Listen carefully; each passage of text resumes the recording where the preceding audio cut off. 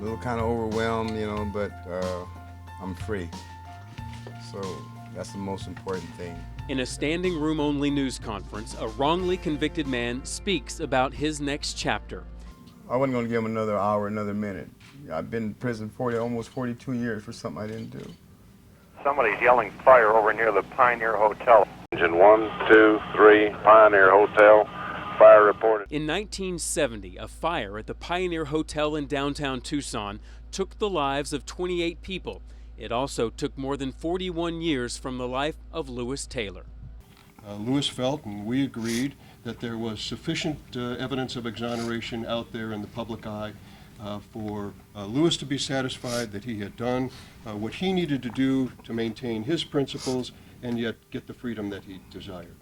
Taylor was 16 when he was arrested and spent those 4 decades behind bars after being wrongfully convicted of setting the fire. The trumped-up case against him was based on scant evidence, questionable testimony, I felt that the culprit was probably black, and a determined county attorney's office. The Arizona Justice Project and Polsinelli teamed up and, using modern science, determined the fire could not be arson. Taylor, now 58, was allowed to forego a new trial, maintain his innocence, and eventually be set free. I can hold my head high, and just thank God that I survived 42 years. At national law firm Polsinelli, attorneys are encouraged to donate their time to assist with volunteer legal work. For young lawyers eager to make a difference, pro bono work provides an excellent training ground and real-world experience. But beyond gaining experience, Polsinelli's Troy Froderman weighs in on why firms should seek out opportunities to make a difference. We really do have an obligation. Just as a human being, you have an obligation to provide services to people who can't afford it.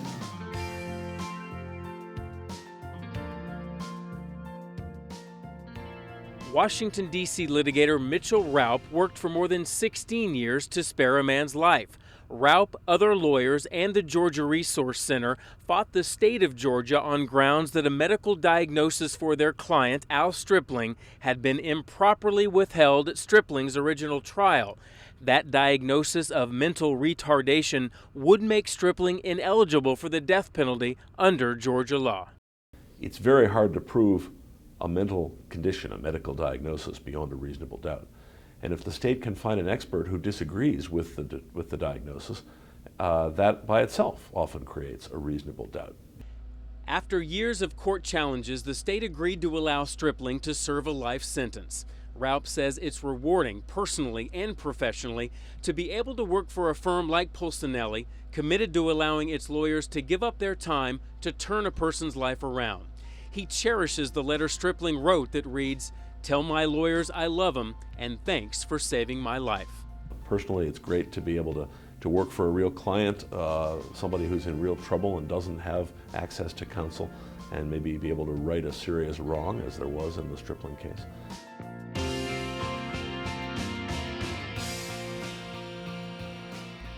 As Dennis Palmer strolls by this vibrant apartment complex now under construction, he's amazed at how far the project benefiting disabled veterans has come.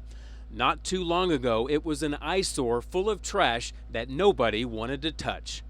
It was rat infested, walls were coming down, tires in the middle of the parking lot, and it was completely abandoned. Out-of-state owners left Kansas City high and dry, neighbors were outraged, and there was no solution in sight. Then Legal Aid of Western Missouri and Polsinelli lawyers teamed up and formed a unique legal strategy to force the out-of-town owners to sell. We believe it was the first time that a statute in Missouri called the Abandoned Housing Act would be used to condemn and then get control of a multi-unit housing. Now, a developer is building an apartment complex for those who served our country near to Kansas City's Veterans Administration Hospital. The turnaround caught the attention of the Kansas City Metropolitan Bar Association, which honored the firm for its pro bono efforts.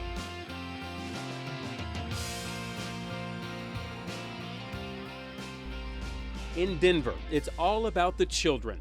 Polsinelli lawyers and the Children's Law Center are working together to make a difference in the lives of young people by forming Partnering to Protect Kids. Beyond a monetary commitment, Polsinelli lawyers are hands-on and using their legal experience and public policy acumen to make a tangible difference. So it's just been a really big, tremendous, a lot of people getting involved, a lot of different types of way to get involved, and it builds camaraderie and it builds a sense of community around the firm. One of the first major initiatives was developing legislation requiring in-depth investigations into every child's death in Colorado, which had not previously been done. Now signed into law by the governor, the Child Fatality Review will involve multiple agencies coordinating together in an attempt to answer questions about abuse and neglect and reinforce the value of children who are the future of Colorado. It is nice to do something to help somebody in need. Polsinelli lawyers from coast to coast are changing the lives in the communities they serve, valuing a system based on justice for all.